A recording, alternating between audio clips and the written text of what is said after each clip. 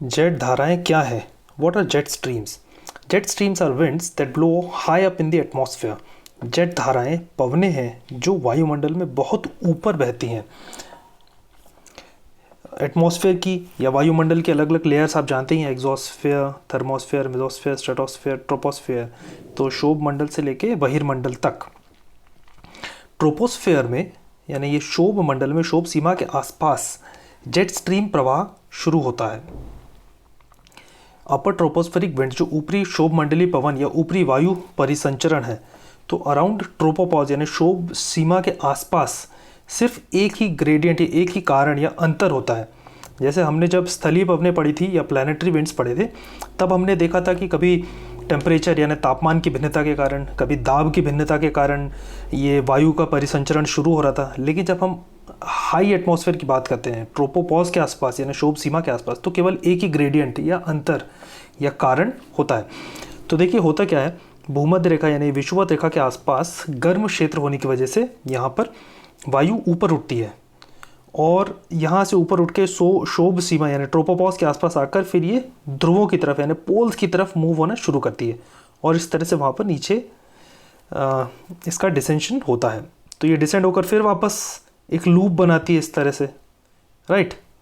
यहाँ से ऊपर जाएगी, ध्रुवों की तरफ जाएगी, फिर नीचे आएगी। तो ये लूप एक निर्माण करती है। अब देखते हैं, ये तो सीधी जाना चाहिए, सीधे विषुवत रेखा यानी भूमध्य रेखा से ऊपर उठ के सीधे इस तरफ जाना चाहिए, ध्रुवों की तरफ, दोनों तरफ, राइट। लेकिन होता क्या है कि शोभ सीमा पर यानी ट्रोपोपॉज पर कोरियोलिस बल काफ़ी प्रभावित होता है, काफ़ी ज़्यादा प्रभाव डालता है, क्योंकि वहाँ पर घर्षण यानी फ्रिक्शन बहुत कम होता है। बहुत ही कम एटमॉस्फेयर, बहुत ही रेयरिफाइड यानी बहुत ही थिन है, बहुत पतला है, ज़्यादा वहाँ पर मॉलिक्यूल्स नहीं है, तो फ्रिक्शन बहुत कम है। इसकी वजह से स्पीड यानी गति बहुत तेज़ होती है। तीव्र गति के कारण कोरियोलिस बल का प्रभाव भी बहुत तेज़ हो जाता है। जितनी तेज़ गति उतना ज़्यादा। तो जैसे ये पृथ्वी है, तो यहाँ पर ऐसे सीधे हल्का सा टर्न लेने की जगह पूरा 90 डिग्री, 90 डिग्री का ये एक तरह से घुमाव ले लेती है, ठीक है। तो कोरियोलिस बल की बात हुई है, तो एक बार उसकी डेफिनेशन एक उसका देख लेते हैं। कोरियोलिस बल पृथ्वी के घूर्णन के कारण उत्पन्न आभासी बल को कोरियोलिस बल कहते हैं। इस बल के कारण पवनें उत्तरी गोलार्ध यानी जो नॉर्दर्न हेमिस्फीयर है वहाँ पर दाहिनी ओर और दक्षिणी गोलार्ध में बाई ओर विक्षेपित हो जाती है। यह है सदन यानी दक्षिणी गोलार्ध। तो यहाँ पर नीचे से इस तरफ, यहाँ पर इस तरफ, इसे फेरल का नियम भी कहा जाता है।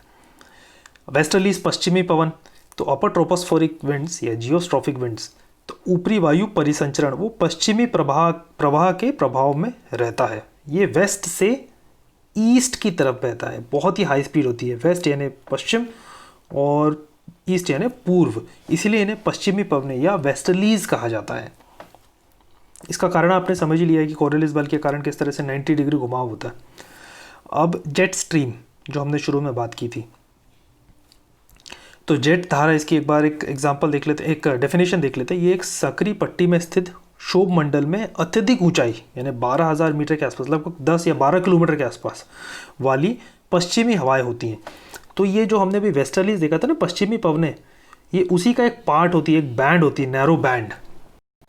और इनकी गति बहुत तेज़ होती है, 110 से 180, यहाँ तक कि 300 किलोमीटर प्रति घंटे की रफ्तार तक भी हो सकती है। और बहुत सी अलग अलग जेट धाराओं को पहचाना गया है। इसका मतलब ये है कि ये जो एक सिंगल जेट धारा हम देख रहे थे, इसमें बहुत सारी ऐसी अलग अलग पट्टियाँ हैं। वह पीछे ले जाता हूँ आपको, इसके अंदर बहुत सारी ऐसी अलग अलग पट्टियाँ होंगी और ये मिलकर कई बार एक साथ एक बड़ा बैंड बना लेती है, ठीक है। चलिए, अब जेट स्ट्रीम में, तो जब पृथ्वी को भी हम देखेंगे ये ग्लोब में, तो यहाँ पर बहुत सारी जेट स्ट्रीम्स होंगी, लेकिन इनमें से कुछ खास 4 जेट स्ट्रीम को पहचाना गया है। ये आपको अभी मैं आगे बताता हूँ। अब पहले इनकी हम लोकेशन देख लेते हैं, कहाँ पर ये पाई जाती है। तो ये हमने 2 तरह के सेल देखे थे। ये है पृथ्वी, यहाँ पर इस तरह से विषुवत रेखा से ट्रॉपिक यहाँ तक एक सेल था, फिर ट्रॉपिक से एक सब पोलर वाला सेल था, करेक्ट, और एक पोलर सेल हमने देखा था। ये देखे थे दोनों तरफ, नॉर्थ और सदर्न दोनों हेमिस्फीयर में, उत्तरी दक्षिणी गोलार्ध में। तो ये पहला वाला था हेडली सेल, दूसरा वाला था फेरल सेल। तो हेडली सेल की जो सीमा है, जो उसकी मार्जिन है, वहाँ पर एक जेट स्ट्रीम पाई जाती है, जैसे बोलते हैं सब ट्रॉपिकल जेट स्ट्रीम। और फेरल सेल की जो सीमा है या मार्जिन है, वहाँ पर दूसरी पोलर जेट स्ट्रीम पाई जाती है, ध्रुवीय जेट धारा। तो इस तरह से दोनों नॉर्थ और साउथ में दोनों तरफ होंगी तो 4 हो जाएंगी टोटल। तो वैसे तो बहुत सारी हैं, लेकिन ये 4 को मुख्य रूप से पहचाना गया है। अब हम जानते हैं कि ये जो ट्रॉपिक्स है, जो उष्णकटिबंधीय क्षेत्र है, यहाँ पर गर्मी थोड़ी सी ज़्यादा होती है, और इस गर्मी के कारण ही एक ताप भिन्नता, यानी अलग अलग जो वायु क्षेत्र है वहाँ पर अलग अलग तापमान भिन्नता पाई जाती है। अब वो क्यों होता है हम जानते ही हैं कि पृथ्वी के गोल होने के कारण एक जैसी इक्वल हीटिंग नहीं होती है। तो जो सन रेज़ हैं वो कुछ एंगल्स पर आती है, कुछ कोण पर गिरती है, तो वहाँ पर कम हीट होता है। तो वहाँ का जो क्षेत्र है, चाहे वहाँ पे स्थल हो या जल हो, यानी ओशियन हो या लैंड हो, कॉन्टिनेंट हो, वहाँ पर तापमान में भिन्नता पाई जाएगी। ये आपको पता ही है, जैसे जैसे अक्षांश ऊपर होता जाएगा, ठीक है। तो इस वजह से ये जो अलग अलग एयर मासेस बनते हैं, ये आप देख सकते हैं, ये जल के ऊपर जो एयर मास बन रहे हैं, कुछ कॉन्टिनेंट यानी स्थल के ऊपर जो एयर मास बन रहे हैं, इन सब के तापमान में भिन्नता होगी, और यही गर्म और शीत वायु या hot and cold air masses कारण बनेंगे जेट स्ट्रीम के। आपको समझ में आया कारण क्या है? यही जो मैंने बताया था कि विषुवत के ऊपर गर्म होकर ऊपर जाएगी, और शीत जो क्षेत्र है नॉर्थ पोल और साउथ पोल उस तरफ ही नीचे चली जाएगी, तो उससे तापमान भिन्नता इसका एक कारण है। अब डायरेक्शन क्या होगी जेट स्ट्रीम की? तो अभी हमने देखा था पश्चिमी आखिर क्यों होती है, तो ये इस तरह से पृथ्वी किस तरफ, वेस्ट से ईस्ट की तरफ घूमती है।